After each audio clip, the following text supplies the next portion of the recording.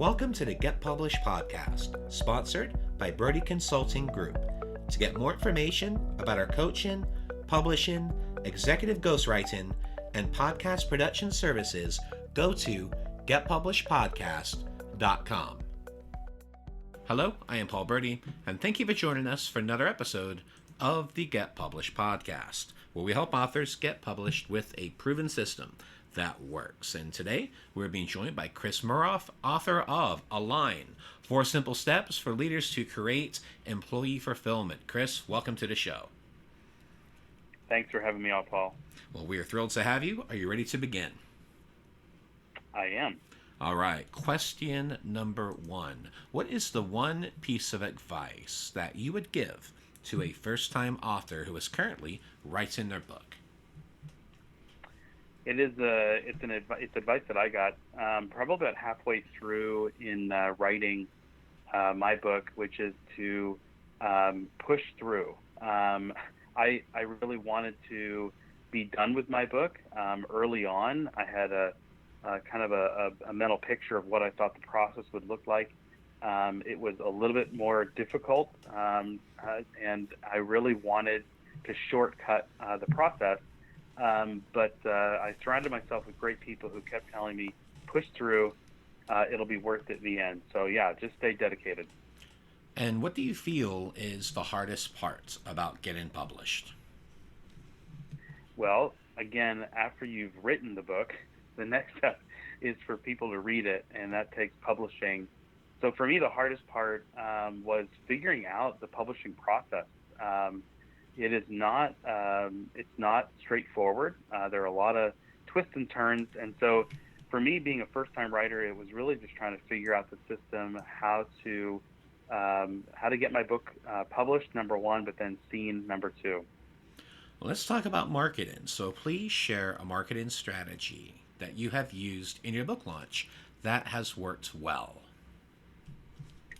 Yeah, it seems straightforward, but probably the best or the most effective way that we've marketed is really leveraging network. And I know that probably seems kind of like a no-brainer, but really leveraging your network takes being a lot more proactive with your network. In other words, making a very direct ask rather than kind of hinting at what you'd like for them to do.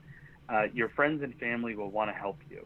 And so being able to leverage them and then leverage their networks is really the best way to get that word of mouth out there, at least from a grassroots effort as you start to get that word out about your book. So you talk about being proactive with leveraging networks. So what was your process for doing that? And then how often were you doing it? Because, I mean, I think you and I both realize you have to be, I don't want to say pushy, but you really have to get it out there and to be very clear about your launch. And that's not always for everyone. Everyone wants to get out of that comfort zone to be able to do that and to make that ask. So what was your process with that?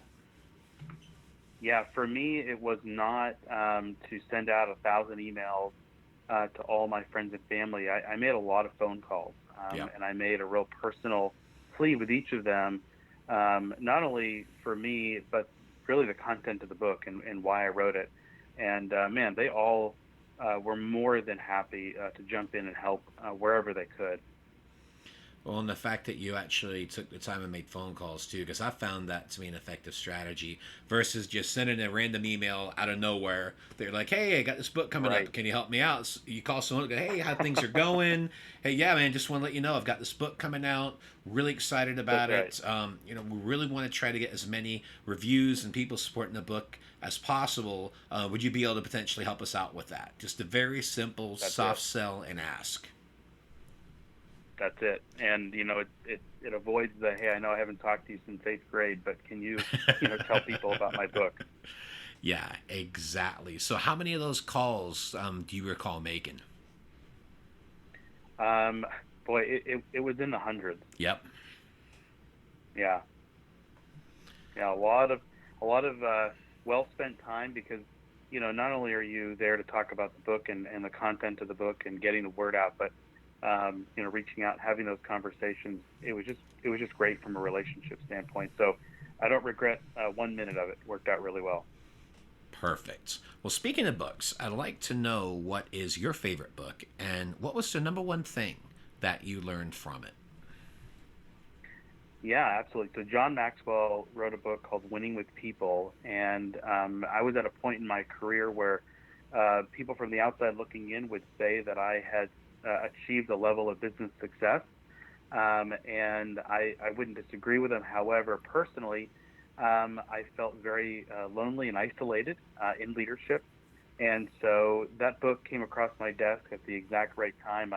I learned in that book that I can actually be successful at work and win with people at the same time. So very, very influential. And for our final question, what is your favorite quote and why? Yeah, anybody who works with me for any length of time knows this from me. I use this quote all the time. Tom Teeter said, I reward excellent failures and punish mediocre success. And it has really been a staple of how I've built my businesses and how I will continue to build them. Well, Chris, I want to thank you for being a guest on the show. What is the best way for people to find you online? Absolutely. So they can go to chrismeroff.com, or we have another website, alignleadthrive.com. Both of those are the best way to get in touch with me. Chris, thank you once again for being on the show, and I wish you all the best in your author journey ahead. Thanks for having me on, Paul. Thanks again for joining us today.